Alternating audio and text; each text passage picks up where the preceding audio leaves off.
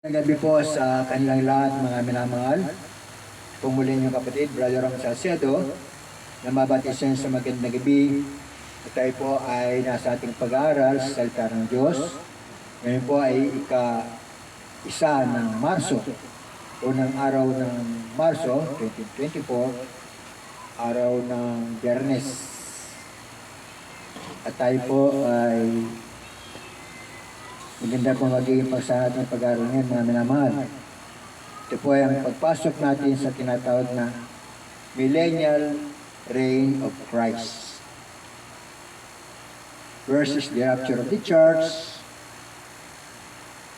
then the 7 years Great Tribulation period na mag-aari ang Antikristo, at ang ikatlong yugto ay ang literal na pagbabalik natin mahal panahon. Yung tinatawag na the literal second coming of the Lord Jesus Christ, na kung saan ay ibubulig niya ang Antikristo, ang bulang propeta, at ang dragon sa kailaliman upang sa loob ng 1,000 taon na pag-aari nating mahal ng Jesus ay hindi siya makapandaraya. At dito ay magiging wala ng kamatayan mga tao. Sapagkat after the millennium, after the 1,000 years reign of Christ on earth, ay saka darating ang eternal kingdom of our Lord and Savior, Jesus Christ, na kung saan ibababa sa lupa ang bagong Jerusalem, na kung saan ang lahat ng mananandon, magpakailan-kailanman in their glorified body, ay pag-aarian ng ating mahal panahon, the King of Kings and the Lord of Lords. Kaya dito, ang pag-aaralan natin ay ang tinatawag na rest day. Ang millennial reign of Christ ang ating magiging rest day. Kapitang araw na sinasabi sa Biblia na mag-aari tayo sa buong lupa. At dito, habang nag-aari ang mga banal sa millennial reign of Christ, ay nakalibing naman sa lupa ang mga taong masama. At hindi sila babang doon hanggang sa matapos ang 1,000 years reign of Christ, saka darating tinatawag na the last judgment day for the wicked. Tatayo sa last judgment day, puro masamang tao na.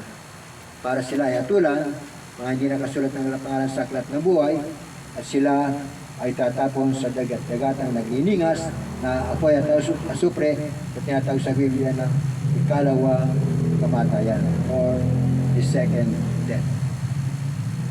Kaya para tayo gawin ating mahal panahon sa ating sasabong pag-aaral sa kanyang banal na salita, magkaisa po muna tayong lahat sa ating pananalangin. Dakilang Diyos ang mga makapangyarihan sa lahat sa pangalan ni Jesus. Sa oras ito ay mag-aaral po kami ng banal na salita. Sa oras ito mahal panahon ay aming pag-aaralan ang aming tinatawag na rest day ni Millennial Reign of Christ. Kaya mga mahal na panahon, kayo po ang maglagay ng salita ng Panginoon sa aming bibig. Buksan na rin po bawat isipan na pangunawa ng ating mga minamahal mga kapatid na nakikinig sa oras na ito, at ating sinasaway lahat ng mga demonyo, ng mga adlang, ng mga pag-alinlangan, mag-isagal ng mga puso, cast out from them even unbeliefs and doubts right now, and I bind all the power of darkness, anoint the word, O Lord. In Jesus' mighty name I pray, amen and amen. Hallelujah. Praise the Lord. Hallelujah. Praise the Lord. Amen and amen. Dahil po ay magbabasa ng salita ng Diyos, mga minamahal.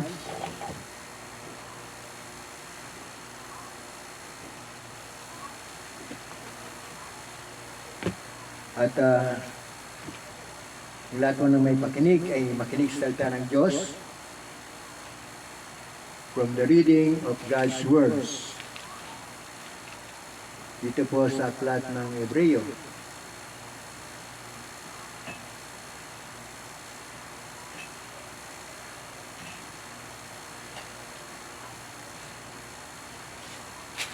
Dito po muna tayo sa tinatawag na Old Testament.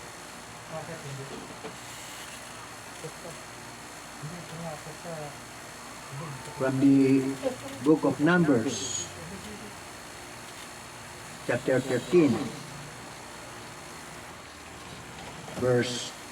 beginning with verse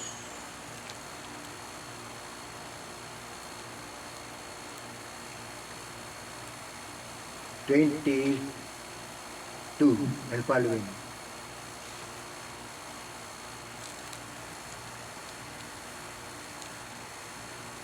So they went up and searched the land from the wilderness of Sin unto Rehob, as men come to Hamath.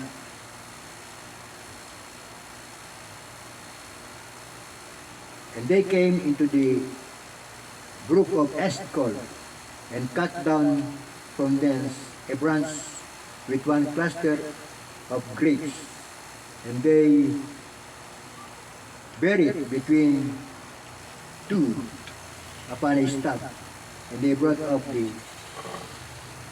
pomegranates and of the figs. Dito po mga minamahal, ang kasaysayan to sa Old Testament ay naganap sa panahon na kung saan ay isinugo ni Prophet Moses ang 12 tribes of Israel sa lupain ng Kanaan upang mag-ispya patungkol sa Kanaan, land of Kanaan, ay binigyan ng Diyos kay Abraham para sa mga anak ng Israel. For 40 days and 40 nights, ginalugad nila ang buong lupain ng Kanaan. At nakita nila ang mga walled cities, ang mga malalaking higante, mga son of Anak, mga anak na mga higante. At doon na katira ang mga Malisita, ang mga Hittites, ang mga Jebusites, na puro mga paganong tao. Na yun ang kanilang misyon na ibinigay sa kanila ng Diyos sa pamamagitan ni Abraham at ngayon sa pamamagitan ni Propeta Moses. Nang iligtas ng Diyos sa pamamagitan ng kamay ni Moses ang bansang Israel mula sa pag-alipin for 400 years sa kamay ng mga Israelites, dinala sila sa ilang, sa wilderness. Sapagat mula doon ay kanilang didigmain ang mga higante, ang mga malakas na tao, mga pagano na nakatira sa Kanaan at that point in time. Kaya pinasarvey ni Moses sa 12 tribes of Israel ang lupain kung paano nila ito lulusubin, kung paano kakamkami ng lupain, kung paano nila papatayin mga tao doon, at kung paano nila maangkin ang lupain ng Kanaan ay pinangako ng Diyos kay Abraham sa mga anak ng Israel. At dito, nakita ng mga spy ang lupain ng Kanaan, napakaganda. Sagana sa lahat ng mga puno, mga halaman, mga hayop, na talagang hindi ka magugutom doon. It is a paradise on earth at that point in time, ng Kanaan, na binigay ng Diyos para sa mga anak ng Israel. At dito, sa panguna ni Joshua at saka ni Caleb, ay kanilang nakita na talagang dapat nilang mapasakamay ang bansang Kanaan. At para patunayan sa kanilang pagbabalik na napakasagana sa pagkain, ay pumunta sila ng isang bunch of grapes, pomegranates, na pinasan ng dalawang tao, parang pingga, sa pagkapakabigat. Nangwa sila iba't ibang mga klaseng tanim doon at talagang nang ipresenta nila sa bansang Israel, kay Moises, kay Aaron, naggalak sila, natuwa sila sapagkat nakita na napakayaman talaga ng lupain na yun. At naikwento na ni Joshua at Caleb ang kanilang natuklasan sa bansang Kanaan.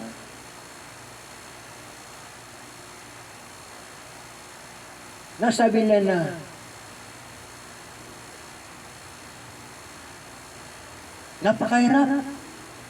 napakahirap na lusubin ang kampo ng mga giants sa Kanaan, ng mga pagano. Kailangan lalipulin. Pero maganda sinabi na Joshua at Caleb na binigay sa atin ng Diyos ang Kanaan para ating maging tahanan, para ito mabubuhay, at pagkatapos dito magiging maligaya ang ating buhay sa Kanaan, masagana ang ating buhay. Pero tumutol yung mga kasama mismo na spy na ni Joshua at Caleb. Parang sila lang dalawa ang nagsabi na yung mga tao doon parang langgam lang sa atin. Para silang mga tinapay na kakainin lamang natin. Kaya-kaya natin sila sapagkat nasa atin ang Diyos. Dito, tumutol yung mga kasama nila na nagpunta sa Kanaan, nag-isbya. Hindi natin kayo, napakalakas mga higante, papatayin tayo natin, wala tayong kalaban-labas sa kanila. Talagang galit na galit yung mga kasama nilang nag-isbya na hindi rin talagang lakaya, sapat natakot sila sa laki ng mga higante doon. Dahil dito, nag-iyakan, nagpalaaw, nagbulong-bulungan ang mga anak ni Israel. Sabi nila, dinala pa tayo ni Moses sa ilang na ito para tayo patayin, para ubusin ang ating lahi, ang ating mga anak, ang ating mga apo. Galit na galit sila. Gusto lang batuin si Moses at si Aaron. Sapagkat sabi ni Moses at ni Aaron, tama, dapat natin lusubin ng Kanaan dahil binigay ito sa atin nating mahal na Panginoong Diyos. Galit na galit ang mga tao. Dahil sa patotoo ng 12 spies na mga kasama ni Joshua at saka ni Moses, nagalit ang buong sambayan ng Israel. Millions ang Israel, mga Israelita at that point in time. Milyon ang kalang bilang. Galit na galit sila. Kumuha tayo sa mamumuno sa atin. Magbalik tayo sa Egypto. Sapagkat sa Egypto, nahirapan lang tayo pero masarap ang kinakain natin doon. Nagalit ang Diyos. Bumaba sa ulap ang mahal Panginoon. Isang lap. At ang sabi kay Moses, pabayaan mo ako Moses, aking lilipuli ng matitigas ang ulong ng mga taong to na aking inalis sa pag-alitin sa ito. Nakita nila mga grabing mga himala, mga tanda. Aking pinakita sila kung paano sila tumawid sa dagat na pula, kung paano hinati ang dagat para sila makapunta dito sa kabilang bayo. Kung paano ko sila pinainom ng tubig sa batuan. Kung paano ko sila pinakain ng mana. Nakita nila lahat ng mga himala na aking ginawa sila. Hanggang ngayon, hindi sila makapaniwala. Mapagimagsik pa rin sila. Kaya, tumibay ka Moses pagkat aking lilipulin ang mga mapagimagsik na ito. At yung kanilang ginawa na paglibot ng 40 araw sa Kanaan, gagawin kong 1 taon ng bilang sa isang araw. Kaya salig na 40 araw lamang ang kalang ginawa. Kayo ay mananatili sa loob ng 40 taon sa ilang na ito upang danasin nyo ang labis na paghirap. Nagpadala ng salot ang mahal ko na source niya. Ang dami nang namatay, libong mga Israelita ang nangamatay sa bugso na galit ng mahal ko noon. At nakita ni Moses na kung hindi siya mag-intercede. Kundi siya mamamagitan sa Diyos at sa mga bansa Israel. Malilipol sila lahat sa galit ng Diyos. Kaya nagpatuloy pa si Moses sa Panginoon. Mahal pa naman sabi niya, lilipulin ba ang bansa? Sa bansa ng Panginoon, gagawin ko lang sa malaking bansa. Lipulin ko lahat ng taon to. Makikita ng mga pagano, makikita ng mga walang Diyos na sila ay dinala mo sa ilang na ito para sila ilipulin. Sapagat di mo nagawang tuparin yung pangako. Nadadalhin sila sa lupang pangako na pinangako mo kay Abraham, kay Isaac at kay Jacob. Kaya nakikiusap ako, Panginoon, patawarin sila. Patawarin mo mapagimagsik na bansang ito. Sapagat ikaw isang Diyos na mabagin. Diyos na mapagtimpi, mababang loob. Sagana sa kabutihan. At hindi sa kagalitan. Dahil sinabi ni Moses, Moses, dahil sinabi mo ito, patatawarin ko ang mapag-imagsik na bansa ito. Tinatigil ang salot. Saka pa lamang na ito. Pero, bagaman libo-libong nangamatay sa salot, marami pa rin na nabuhay.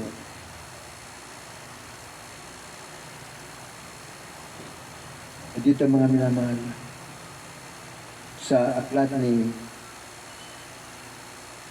Apostol Pablo sa mga taga ito, sinabi niya na tayo ngayon ay mayroon siyang Diyos na tagapamagitan sa Diyos at sa tao. Nagbubuo ng kanyang dugo para tayong lahat ay makaligtas sa ating mga kasalanan. The Apostle and High Priest of our souls. Siya ang ating magiging tagapagligtas. Siya ngayon ang magpapasok sa ating sa bansang Kanaan. At ang bansang Kanaan sa lumang tipan, ito ngayon ang day of rest para sa lahat ng mga Kristiyano. Ang tinutukoy dito ni Apostol Pablo ay ang pagpasok natin mga Kristiyano ngayon sa spiritual Canaan, the New Jerusalem, the millennial reign of Christ on earth. Kaya dito mga minamahal,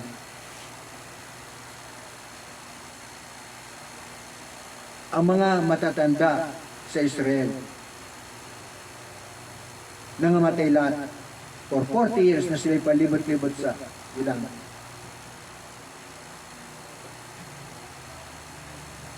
For 40 years. Nangamatay ang lahat ng mga matatanda, ang mga Hizkiya, maliban kay Joshua at kay Caleb, sa mga matatanda sa Israel na talagang tapat sa Panginoong Diyos. Bagi si Moises, hindi nakapasok sa Kanaan. Nagtagumpay sila na malupig ang mga higante, ang mga pagano sa Kanaan. Nalupig lang. At pagkatapos nakapasok sila doon. Pero si Moses sa Aaron, bago dumating ang pagpasok sa Kanaan, ay nangamatay na sila. Gusto ni Moses na makapasok sa Kanaan, pero hindi siya pinayagan ng Diyos sapagkat siya nagkasala. Ito sinasabi ko nga na all the men of God in the Bible nagkasala sa Panginoon. Yun sinasabi sa Biblia na lahat ng tayo mga makasalanan, hindi umabot sa pamantayan ng Diyos at ang kabayaran sa kasalanan ay kamatayan. Kaya si Moses, si Aaron, ang mga matatanda sa Israel, hindi nakapasok sa Kanaan. Sabi ng mga yung sinasabi ninyo, na yung mga anak magiging pagkain lamang ng mga higante, magiging pagkain lamang ng mga masamang tao sa Kanaan, sila ang makakapasok sa Kanaan. Kaya sa pangunan ni Joshua at Caleb, sila nakapasok sa Kanaan kasama ng bansang Israel na nagtiwala sa Diyos. At ngayon yan sinasabi ng Apostol Pablo. Hindi nakapasok sa lupain pangako ang mga matatanda sa Israel dahil sila ay naging mapag-imagsik sa Diyos. Puro sila pag-alinlangan, puro sila pagbubulong-bulungan, murmuring, at wala silang tiwala sa Diyos sa kabila ng katakot-takot na mga himala na binigay na ng Diyos sa kanila. Naging mapag-imagsik pa rin ang kanilang mga puso, sila ay naging mga wala pa rin tiwala sa Diyos. Kaya sabi ni Apostol Pablo sa mga Kristiyano sa ating panahon ngayon, tayo ngayon ay meron isang apostol, isang saserdote sa kalangitan, at siyang namamagitan sa atin sa Diyos at sa tao. Tayo ngayon ay meron isang dakilang kapahingan na hinihintay ang pagpasok natin sa 1,000 taon na pag-ari ng Diyos sa buong lupa. Tinatawag na the millennial reign of Christ, 1,000 taon na pag-ari ng Diyos, the King of Kings and the Lord of Lords sa buong lupa. Yun ang ating inaasahan ngayon. Sa ngayon mga minamahal, ang inaasahan natin yung first event, yung the rapture of the church. Sa pagsabi sa mga uling araw, magiging napakasama ng mga tao. Masama. In the last days, perilous times shall come. Ang lahat ng sa uling panahon, darating mga panahong mapanganib ng tayo magiging makasarili, mga masuwain sa magulang, masasama, mga hindi, mga matay tao, mga sinungaling, mga gamas sa lapi, at walang pag-ibig sa Diyos. Huling araw. Yan ang ating kinaroroonan ngayon, mga minamahal kong mga kapatid. Tayong lahat ngayon ay nasa mga huling araw. Kaya nakikita natin na ang kasamaan ng tao ay nag-aari na sa buong lupa. Nation against nation, kingdom against kingdom. Away-away mga bansa. Walang kapayapaan sa bawat bansa. Dito lamang sa ating Pilipinas. Sa Pilipinas, nakakagulo na tayo. Mga religious leaders, iba-iba na mga doktrina na nagtataklo sa pagka-Diyos nating mahal panahon. Wala nang kapayapaan sa ating bansa. Napakasama ng mga tao. Kaya parang piling-pili na lamang ang mga anak ng Diyos na papasok sa milenyo. Piling-pili na lamang mga tao na masasama sa rapture of the church.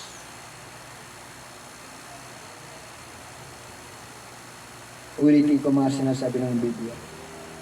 The first event, the rapture of the church. Sabi ng Biblia, for the Lord Himself shall descend from heaven with a shout and with the voice of the archangel and with the trumpet of God. And then the dead in Christ shall rise first. And we which are still alive and remaining shall be caught up together with them in the clouds to meet the Lord in the air. And we shall be forever and forever with the Lord. Sabi ng Biblia, wherefore comfort one another with these words. Ang mahal pa noon, ang bababa mula sa langit, may isang sigaw, tinig ng arkanghel, at lahat ng makakarinig ng sigaw na ito, lahat ng mga naimbing sa mga libingan magsisibangon. Ang kalang mga kalwa, sasalib sa katuang lupa, mabibisan ng glorious body, at ang mga nasa libingan magsisibangon, ang mga nasa dagat ng mga patay, ahawon, at sila natin sasalubong sa mahal panahon na nakatayo sa alapap, sapagat kukunin niya sa pag-agaw nito ang mga banal. Yun ang blessed hope, yun ang dakilang pag-asa na hintay ng lahat ng mga tao sa buong mundo.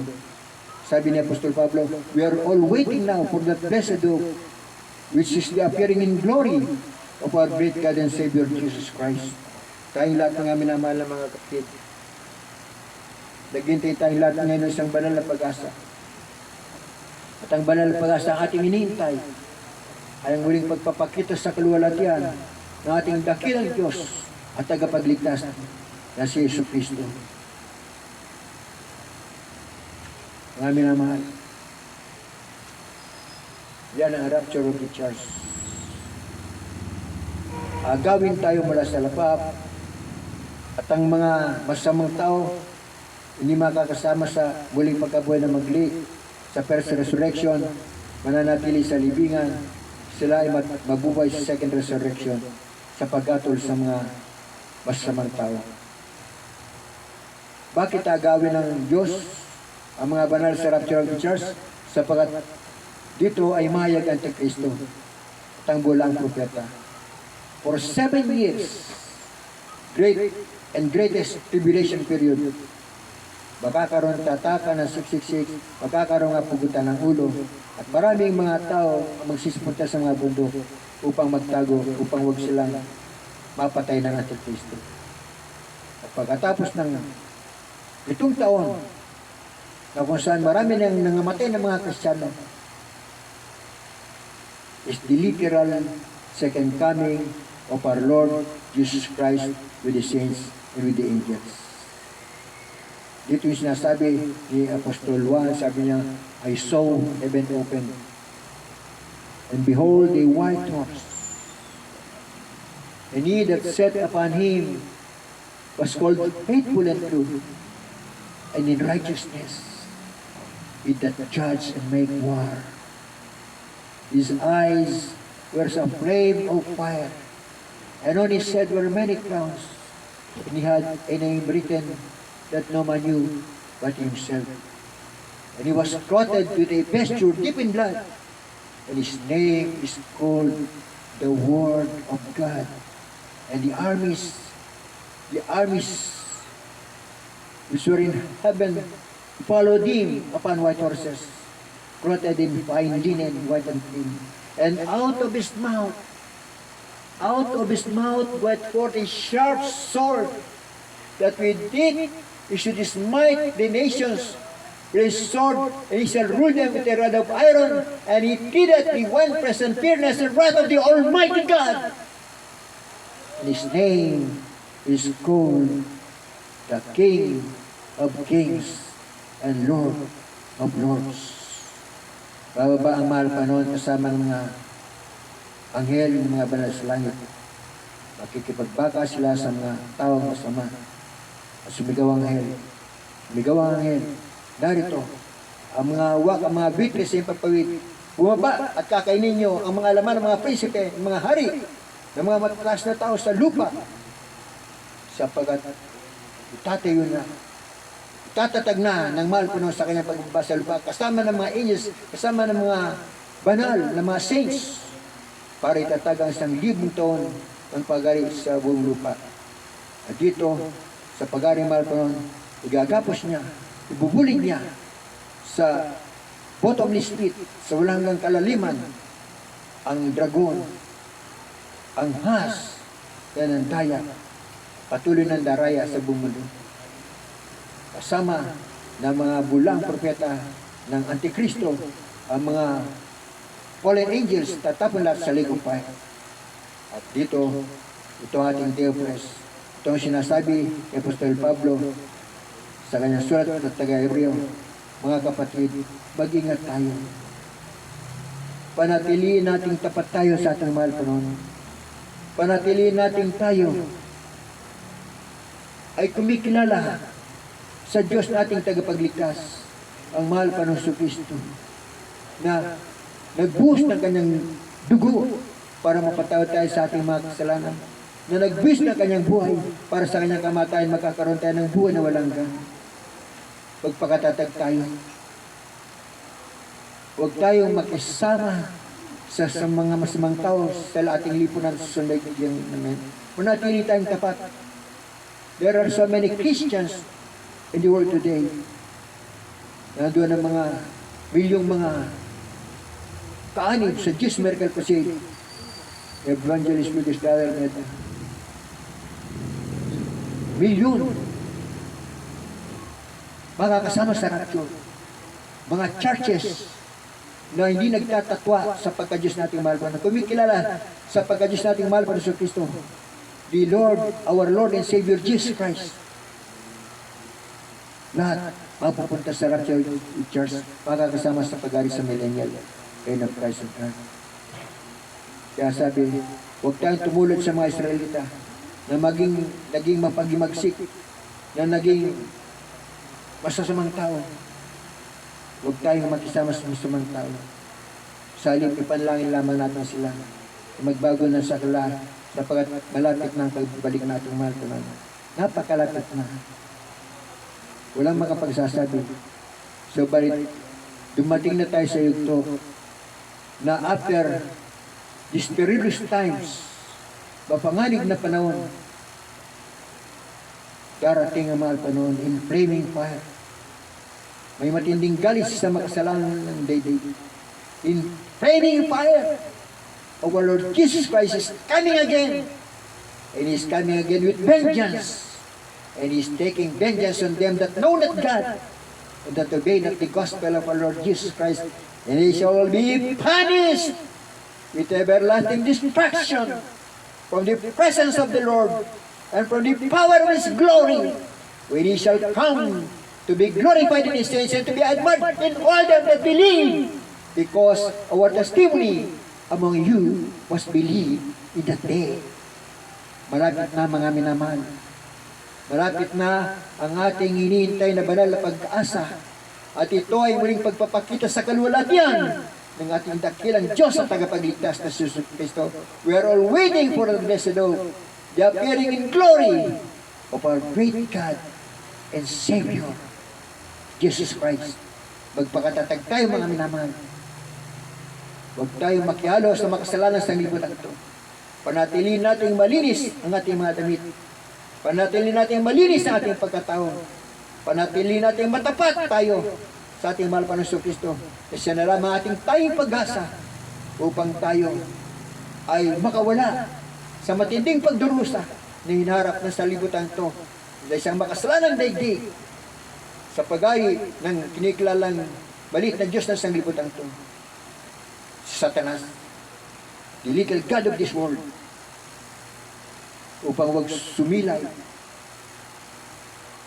ang kaliwanagan ng katotohanan in the face of Jesus Christ our Lord. Huwag tayong padaya mga nangyayari. Huwag tayong padaya. Hanggang dito muna tayo mga minamahal. Samantala, sa mga minamahal kong mga kapatid na for the first time nakapakinig ng ating pag-aaral sa salita ng Diyos sa oras na ito. Dahil so ikaw kapatid na kasuri ka na ng pagkakataon nakapakinig ng salita ng buhay, papalad ka sapagkat ito ang tatanggapin mo ay ang ating Diyos at tagapagligtas na Jesus Cristo. Sa isang matling panlangin kapatid, tanggapin mo siya. Sumunod ka sa may panalangin natin babanggitin maging sarili mo ng panalangin sa mo. Mahal pa nun sa oras to, napakinggan ko ang banal na salita. Nakita ko ang aking sarili sa makasalanan sa iyong banal na harapan. Patawarin po ako mahal pa nun.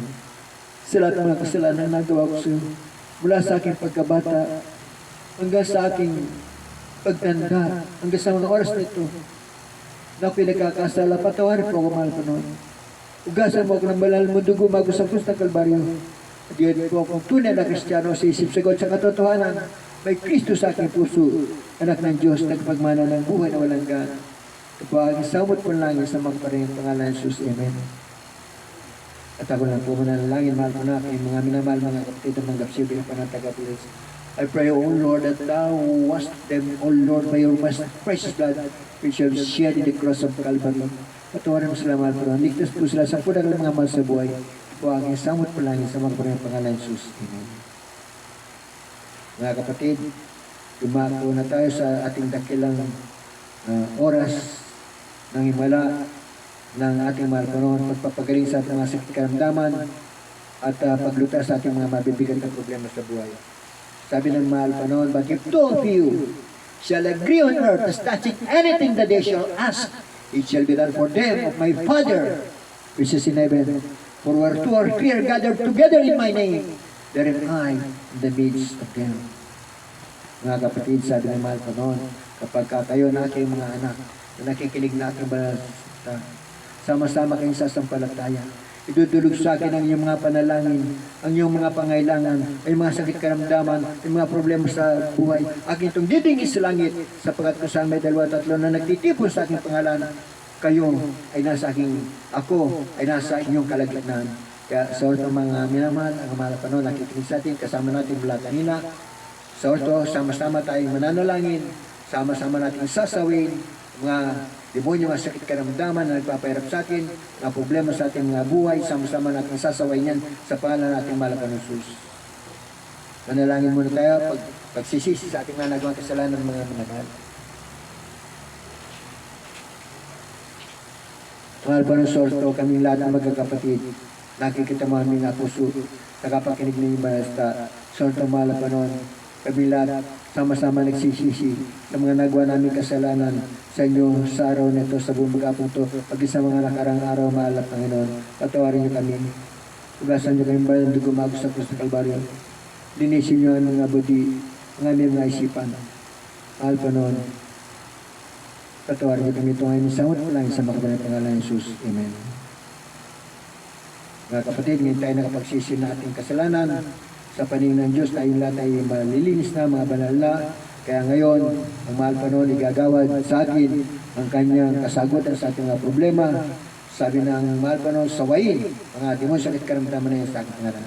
Kaya mga minamahal, taas natin ating mga kamay, patong natin ating mga kamay sa ating mga ulo bilang point of contact, sama-sama tayong langin, sama-sama natin sasawin mga demon sakit karamdaman na yan na nagpapahirap sa atin. Banggitin nyo ang mga nais nyong gumaling ng mga karamdaman sa inyo mga ito.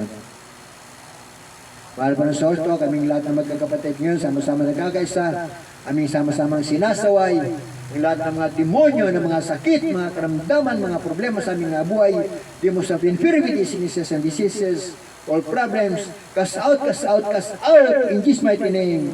Hallelujah, praise the Lord. And I declare all sicknesses be healed, all problems be solved in Jesus' mighty name we pray. Amen and amen. Hallelujah, praise the Lord. Hallelujah, praise the Lord. Hallelujah, praise the Lord. Mga kapatid, sumampalataya kayo ng lahat ng ating pinanalangin sa ating mga bait na masalangit, dininig na ng ating mahal pa ng Jesus. At bago tayo tuloy maghiwalay, mga kapatid, nasa kayo panalangin kayo na mga minamahal kong mga tagapanig na walang sawa sumusubaybay sa ating gawain gabi-gabi pagkakaroon ng Diyos. Nais may palangin kayo, mahal pa nun, lalatag ko ang aking kamay sa aking mga minamahal mga kapatid sa hosto na walang sawa sumusubaybay sa amis na sa pagaling ng balansta. Sa modalain ko para sa kanilang mahal pa nun na lagi niyo silang ingatan laban sa anumang mga sakuna, disgrasya, malayo sa mga sakit karandaman, at higit sa lahat, mahal pa ng aking samot panalangin, bigyan sila lahat ng mahabang buhay upang sa gayon patuloy silang makakapaglingkod sa iyo, mahal pa nun, sa kanilang sariling kaparaanan. At higit sa lahat, mahal pa nun, patawarin ko. Wow, sa aming kapatid, sa aming nagawang kasalanan sa araw-araw.